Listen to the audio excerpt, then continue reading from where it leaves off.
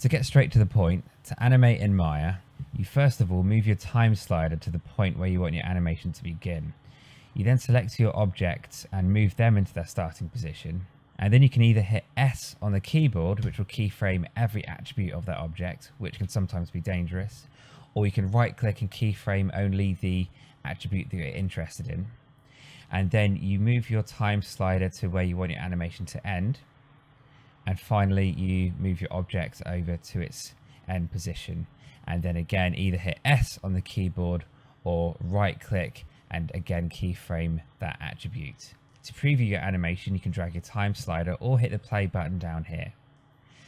It's usually never that easy, however, so the rest of this tutorial will focus on using variations of this method in combination with organizing your scene in the outliner, moving anchor points, a button in the graph editor, and play blasting it all at the end. We will be animating this headset, which can be downloaded in the description below. We're going to be using groups for animating later on, and to group something you select the objects and hit Ctrl G on the keyboard.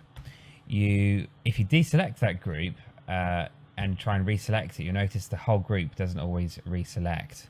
To reselect the whole group that you just made, you have to hit the up arrow on the keyboard and you'll see it reselected. It can often be hard to keep track of what's been grouped and what isn't grouped, which is why the outliner exists. To bring up your outliner, you go to Windows and Outliner, and it should bring up a list of everything in your scene. Sometimes it's grouped, sometimes it's not. And we will be using groups within groups for animating later on. So we'll need to clean our outliner up and make sure that we get rid of all the empty history and any group sections that exist where students repeatedly have hit Ctrl G to group an object instead of just hitting the up arrow to see what they've previously grouped. And so we can sort this out. To expand a group, you click on the plus icon next to it, and if you should usually see geometry inside it. Like here, there is geometry inside this group. Some groups don't have anything inside it at all, and this is pretty standard, messy outliner that you'll probably have in most of your scenes. So some of the groups contain all your useful stuff if you've ever hit Ctrl G, and some of them are going to be completely empty. We need to delete any group that's empty. In other words, when you try and expand out all of these drop down options here, it doesn't show any geometry, you can delete them. This isn't an essential step, but it really does help us later on. Often if you select all your geometry in your scene and then delete history, that can clean up some of the mess in here as well. So I'm expanding out all of these, and if you want to start taking geometry out of a group or to ungroup some stuff, there's no simple way of really right clicking and hitting ungroup as far as I know, but you can hold down shift and select, like click on the top one, hold down shift, select them all, and then you use the middle click on your mouse and move them out of that group. If you're on a Mac mouse, just don't use a Mac mouse, and select all your geometry, and you can middle click them out like that, just to make sure that everything's just thrown out into the open before you start grouping things properly. This is super important if you ever want to get into the games industry. You do need to make sure you keep your geometry named and all your group hierarchies really neat. So I'm going to go ahead and delete all of those empty groups. Just be really sure that you haven't accidentally deleted any geometry, so just do a quick scan of your scene, but it really should be okay if you've followed those steps. So now I've got nothing in this scene but some lights, and the rest is just geometry. So I can group this all myself now. So when you're grouping for animation, I usually just group all the different parts that are going to be animated in separate groups. For example, this headset's got two hinges here and here, which means these can swing up to make it compact. So I'll be animating that. I'll also be animating this speaker here, so I want to kind of group all those circular bits of the speaker, and probably that as well.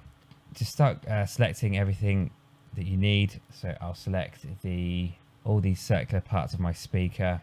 If I just drag select all of these, I'll deselect that and all the stuff that shouldn't be there. Sometimes hitting 4 on the keyboard can help with this. And so you only select what you really want to animate. I just hit 5, and let's say I want just that speaker thing there to be animated on its own, I can hit Command or Control G. And now if I expand this group out here, I can see that all these different objects in here are contained in that group. It's a good idea to rename it. You haven't got to, but it's good practice. And I'll group these guys. And the next step is to then group a group within a group. So this whole right-hand side of the headphones here is going to need to be grouped, so I can put it on a hinge. So I'm going to select that, and I'm going to hit Control G again. I'm just going to call this right ear, and this side, select all that, Control G, left ear, and the top pieces here, 1, 2, 3, Control G, top. At this point, you should pretty much not see a lot of other geometry left in your scene. I've got like some environment planes and spheres on layers that I've turned off, but I've just got 3 simple groups to animate now. So to start animating this, we need to start looking at our time slider area down here. If you do not have your time slider, go up to Display, UI Elements, make sure you've got your time slider and your range slider selected. So you've got your time slider down here, which you'll see being used in a minute, and you can increase or decrease the number of frames being shown here. If this number doesn't get high enough, you can type in a higher number in here. I usually work at 25 frames a second, so 200 frames will give us about 8 seconds of footage. The next thing we need to do is make sure that when we preview our animation in a moment, that it's going to work well. There's an icon down here of a man running away from a cog. Click on that and make sure your playback speed is set into real time. By default, it's play every frame. Your animation will go very quickly on a fast computer or very slowly on a bad computer. You want real time, and then just save that. That's all you really have to worry about with your time slider for now. We're now going to start to animate the part of our speaker down here. When I'm working with exploded view animations like this speaker, I will always animate backwards because when I'm modeling, obviously all the objects are in their correct positions, and it can be difficult to get them back there later on. So if we are animating backwards, I'll first drag my time slider quite far into the animation, maybe 4 seconds or 100 frames in, and I will select the first object or the final object to land in my exploded view, and I will keyframe it. To keyframe, you can either hit S on the keyboard, which will keyframe all the attributes. To see what attributes are being keyframed, click up here on the channel box layer editor icon, and if you hit S, you can see everything go red, which is keyframed everything to do with that, which can cause problems further down the line if you're trying to make any more advanced animations, and professional animators would always discourage you from doing that. Though if I hit Command Z and instead go to Translate X, which I know is the attribute that's changing when I move this, I can right click on that and hit key selected, and then I can move my object. I'll then move my time slider, let's say 20 frames into the past. I can then move my object and then key that. You have to move your time slider before moving your object, otherwise they'll just snap back into their position. So it's now gone 20 frames into the past. To preview the speed of that, I can just hit play, and I can see that just moves in there like that. I kind of have to do this now for every other element of the speaker to get the exploded view effect. So as far as I know, there's no quick shortcuts to do it. So this foamy bit started at frame 100 and ended at frame 80. I'll do something similar for this, but I'll go back maybe 5 frames. So this one I'm going to have starting at frame 95. I'm just going to hit S on the keyboard because it's like 3 in the morning again, so I just haven't got time to keyframe them individually. And maybe I'll go back to frame 75 for that, and I'll hit S again. And if you preview that, that should land first, quickly followed by the outer foamy bit, only 10 frames later. So I can remember this one was from 95 to 75. This one, I maybe want a slight gap between this bit landing and this bit. So if I go and drag my time slider to, let's say, frame 60 and keyframe that there and hit S, go back 20 frames and move that part of the speaker over to here. Hit S again. Let's go back to frame 55, select the next bit, hit S on that one, go back by 20 frames and hit S again. The next bit, again, I'll go back 5 frames and I think I want to animate this bit next. So I'll hit S there, go back 20 frames and S again. And I'll keep doing this process by moving the time slider first, keyframing the object, moving back 20 frames, moving an object out and hitting S again. And when you've done that, you can then play your animation back and you should see something like this for an exploded view. And that works quite well. So the next thing we want to do is maybe have this speaker sort of maybe pulse a little bit before the big foamy bit lands on top. So to do that, I can select the group that this speaker belongs in, which we just made. So I know I can hit the up arrow to select that whole group. At the moment, I can see that the pivot is in the middle of the grid. I need to center my pivot. I'll go to modify center pivot. And I can know that I can then resize this group. So I'll find the moment in time when I want it to start to enlarge. So I'll go to maybe frame 60. I'll hit S for this group now, and I'll hit S for key selected.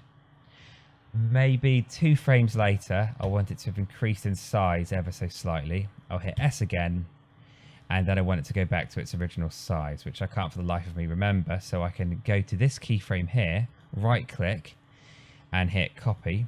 The shaded part of your time slider needs to be just to the right of the red line in order to select that red line, if that makes sense. And then you can go and paste, right click and paste your keyframe there. If you want to move a keyframe or any keyframes, you click to the left of one, you hold shift and drag and select over that keyframe to move over it like that. Or if you just click on one once, hit shift to select it and move it just like to the right like that. So I've got those 3 keyframes now, which should give it a little bit of a bounce effect like that. I want to copy and paste those. So I'll select all 3 of those, right click, copy, go a little bit over here, right click, paste, and again, maybe a similar amount of time later and paste them again. Good, so now our animation should look something like this. We can now start animating other parts of our headset so that it can collapse up. So we're going to select the right hand whole side. So again, if you select any part of this and hit up until that whole group selected, we can then start to rotate it. Again, you're going to see that your pivot isn't in the middle or where it's supposed to be. So if you hit center pivot on that and then try and rotate this around, you're going to see it's going to get disconnected from up here. So we need to now move this pivot to this point up here. And moving your pivot is a really important part of your animation if you're not doing crazy advanced rigging stuff. So hit insert on the keyboard, or on the Mac it's like some weird uppy lefty arrow. Good luck finding it. And then move your, so it looks like the move tool, but it's just your anchor point, and you can move this around to where you would like the hinge to be. So I'll just hit insert on the keyboard once, and I'm just moving this around to here. If you zoom, the more you zoom in, the more you can sort of line it up. Or you can hit V on the keyboard, which is a shortcut for snap to vertex, and you can try and snap it to a vertex, but you have to get like that yellow, click on the actual line of the yellow bit in the middle there, and then you can move it around. So the blue, it'll be blue when you do it. Click on it, and then you can hold V on the keyboard to snap to the middle of bits of geometry. Now if you hit insert again to toggle out of that view, you can then rotate this like that. So go back to my 3D view. We've now aligned this geometry's pivot with the hinge of this object, which is really useful. We're now going to do the same on the other side. So again, select the group by hitting the up arrow, go to spacebar to your front view, hit insert, and you can move this around either manually, or you can hold down V on the keyboard. Move your cursor not to the exact center, but just to that blue line so it goes yellow, and then you can snap to a vertex like that. Then let go of V and hit insert. And now again, your pivot should be set to that part of the area over there. So if I drag my time slider, just so we can see what the animation is doing at the moment, I can see I want to start to maybe move or collapse these up after that foamy bit has landed. So maybe from a frame 110, or maybe 115, I can start moving it up. Now you'll see that we've reached the end of our time slider, and you can either give yourself more time down here by dragging this time slider, and if that reaches its max, you can type in a number in here to increase that. So I can increase it to 300 if I wanted. So a frame 115 is when I want these bits to start to move around, and I will hit S to keyframe this at that point in time. And I want it to take about a second to move. So I'll then go a second into the future, move this up to here, and then I'll hit S again. So just preview that again really quick. So that goes in, that moves up. In my opinion, that happened a little bit too fast.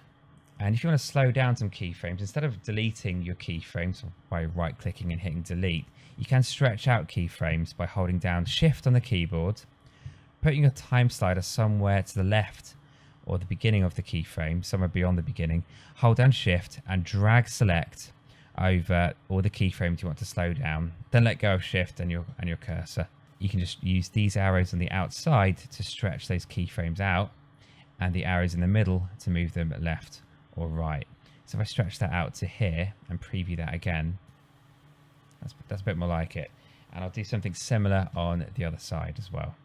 So after that, once finished moving up, or maybe just as it's going, I could select the group on this side, hit S for set key, and move them up to the final position, which if I just go to my front view, so just space barring around here, I don't want it to like phase through itself here.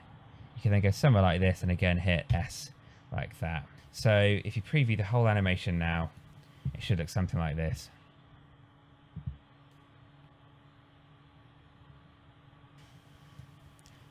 The final thing that you might want to do with some of your animations to improve things is to go to your graph editor. So let's say, for example, I wanted a piece of geometry to not look like it's accelerating. So here I can clearly see this piece of geometry doesn't go to maximum speed straight away. It slowly accelerates and then decelerates like that, which gives everything a nice sort of fluid movement. But if I wanted it to look like it's been moving for quite a while and then comes down and decelerates over here, you would select the object and go to your Windows Animation Editor's Graph Editor, and you can see the graph for that piece of geometry is an S shape. In other words, it's like showing the speed of it here. It accelerates slowly and then decelerates again. If I wanted it to come in at max speed, I drag select the first keyframe, and then up here I click on this straight line icon, and now the speed will instantly be at full speed and then slow down gradually at the end. You might not notice a difference, but some of your animations might need this to look like something's been moving for a while. It's especially important with camera animations.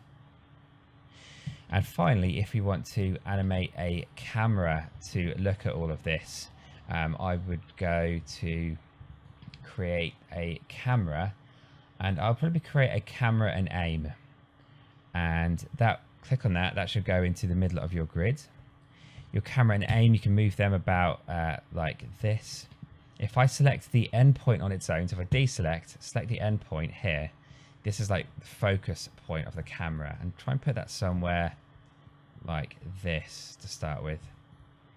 And then if you wanted, you could have your camera, if you drag your time slider to a good starting position. So let's say I want my camera to start off looking down. This might be a good time to spacebar to your multi-view, and then in another view go to panels, perspective, and you could then maybe go to the new camera that you just created, and you should see a real-time update in this view as you move your camera up or down. It's also a good idea to click on this button here to bring up an actual sort of 16:9 preview of what this camera is actually going to see, because these shapes don't really mean anything. So let's say I want my camera to start off down here. I could either move it further back to view more stuff, or I could click on the attribute editor for that camera and change the focal length to a smaller number, let's say to 25. And as you do that, the camera will have a slightly wider angle lens. So you should see the whole thing like that. But I want it to stay back at 35. If I'm happy with my camera in that position, and the endpoint as well, you can move it down to tweak it. Select your camera, not the endpoint, just the camera this time, and hit S to set the keyframe.